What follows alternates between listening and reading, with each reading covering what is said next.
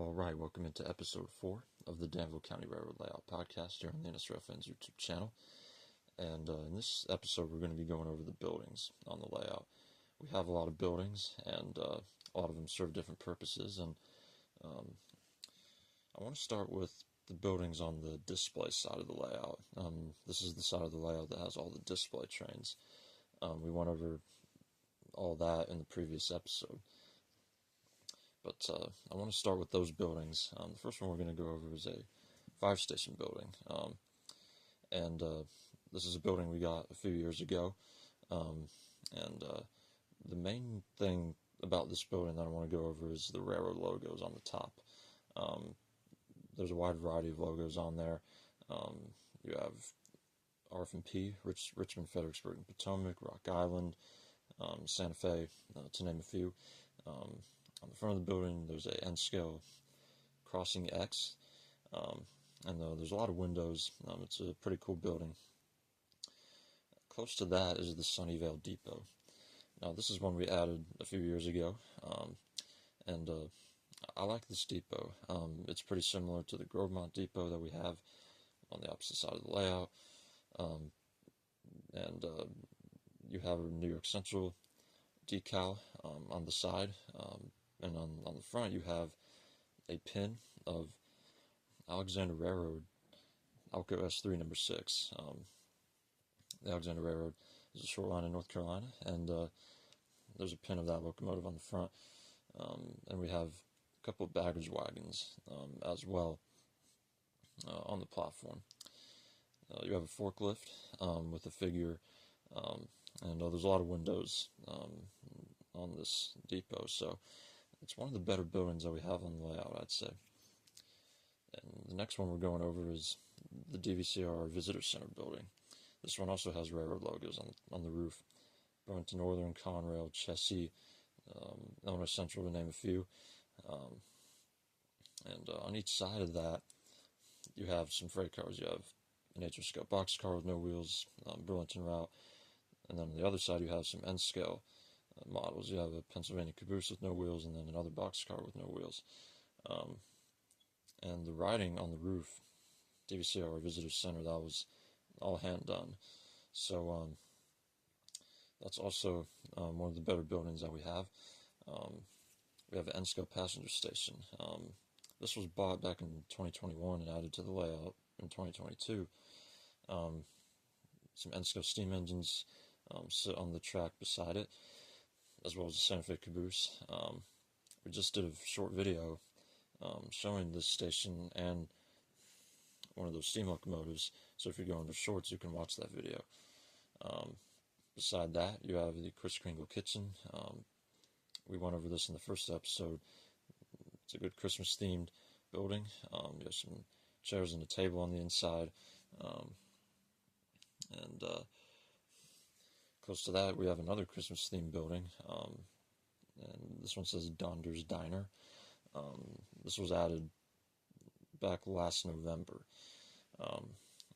Now, this one's pretty realistic because you have tables, chairs, and you have a Santa figure, as well as a reindeer figure. I think it's a cool building. It looks like a dining car, but just, let me rephrase that. It looks like a passenger car, but turned into a diner. So that's another good building. Close to that is a building that looks like a house, but it's an antique shop. We added the decal. This says Heritage on it. So it is Heritage Antique Shop. It's more or less a Christmas-themed building.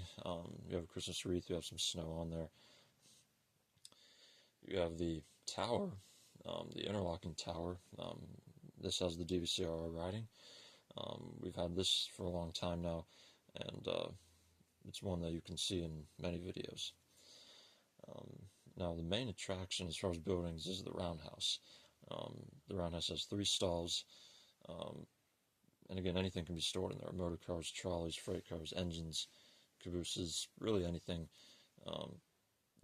This was added back in 2019. Some cool things about this building is you have a Southern Railway patch on the top, where all the windows are. And then on the inside you have some decals, Orange Crush, the Pepsi thermometer,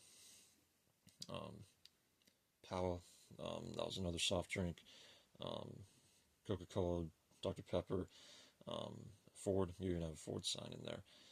So this is a really unique building, and again, the layout back then needed this roundhouse because the layout at that point, in that area was kind of plain. So adding the roundhouse really added a lot. And we have a few more buildings to get to. We have another antique shop. Now this is a house, but it was turned into an antique shop, and you have decals on the roof. So you have Royal Crown. You have Nesbitt's New Grape, and you have some on the side and on the back as well. The General Store is another unique building. You have a Coca-Cola button right in the center on the front. You have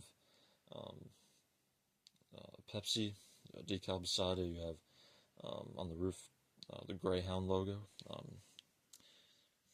and there's some other decals on the side of the building, including Mission soda bottle. And there's a small diner, which has some decals of New Grape, Royal Crown, Knee High. And the last building that we're going over is the Valley Newsstand. Now this newsstand was added back last October, and we put a figure in there with the newspaper, so that building's looking good. We have two more buildings actually to go over. Check that a few. We have, a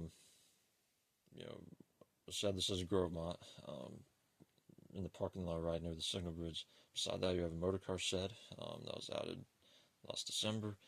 You have another motor car shed in the Grovemont yard along with the building that says Piggyback and Auto Transportation right at Track 3.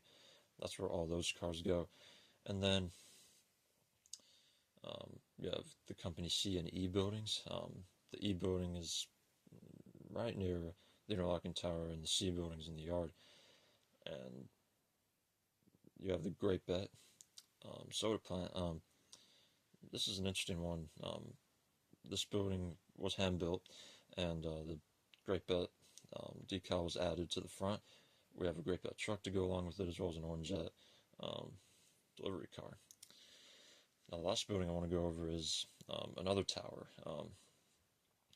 And this was hand-built back last month.